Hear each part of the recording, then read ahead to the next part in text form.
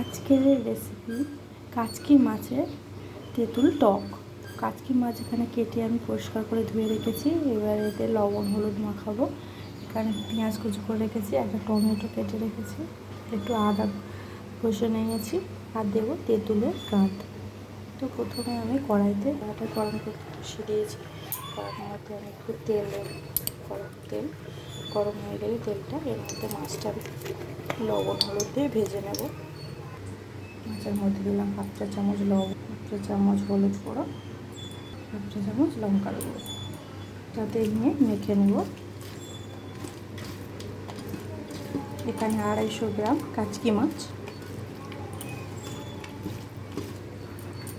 মাখা হয়ে গেছে। এবার কড়ার মধ্যে তেলটা গরম হয়ে গেছে।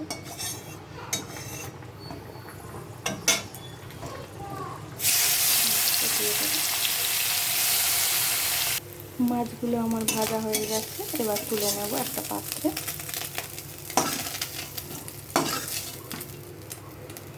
মাছগুলো ভেজে রেখে দিলাম। এর মধ্যে দেবো গরম তেল, একটু গরম কড়াইয়ের মধ্যে তেল দেবো একটু বেশি করে, দেবো 5 ফোড়ন, একটা শুকনো লঙ্কা, একটু 5 ফোড়ন অল্প করে দেবো, একটা শুকনো লঙ্কা মধ্যে ওই কড়াইয়ের মধ্যে দেবো পেঁয়াজ আর দেবো টমেটো দিয়ে ভালো করে পেঁয়াজটা লাল লাল করে ভাজবো, ব্রাউন করে। পেঁয়াজটা লাল হয়ে রেখেছে, আমরা দিয়ে দেবো আদা একটু দিয়ে দেবো। আদা একটু কেটে রেখেছিলাম, অল্প একটু আদা দিয়ে ভালো করে আবার কষাবো। এর মধ্যে দেবো সামান্য একটু লবণ, একটু হলুদ গুঁড়ো, হাফ চা চামচ ছাঁকাই করে, লঙ্কার গুঁড়ো হাফ চা চামচ দিয়ে সব কিছু দিয়ে ভালো করে কষাবো বারে।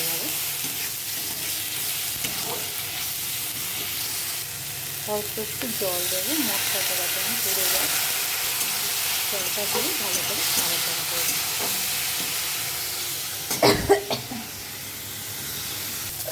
আমার মশলা মোটামুটি কষানো হয়ে এর মধ্যে দিয়ে দেবো তেঁতুলের কাঁকড়া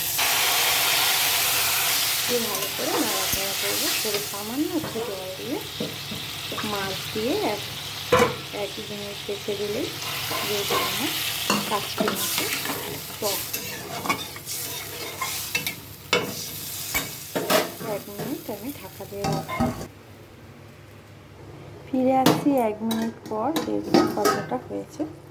তো আমার ঝোলটা মরে গায়ে হয়ে গেছে। এবার এর মধ্যে আমি মাছটা দিয়ে নেবো,